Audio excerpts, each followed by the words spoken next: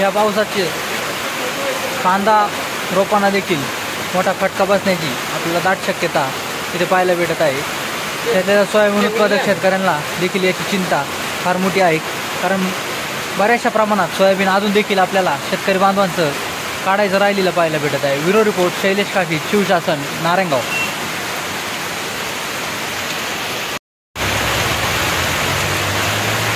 नारायणगाव परिसरात आज आपल्याला मुसळधार पाऊस होताना पाहायला भेटत आहे।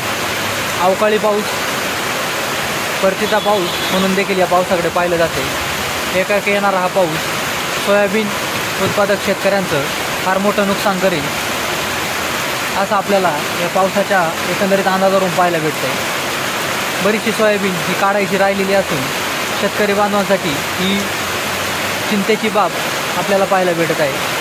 आपण पाहू शकता पावसाचा जोर हा नारायणगाव परिसरात फार मोठ्या प्रमाणात वाढलेला पाहायला भेटत आहे। एक मोजून 4 मिनिटं झाले हा पाऊस सुरू झाला आहे आणि पावसाने पाणी केले,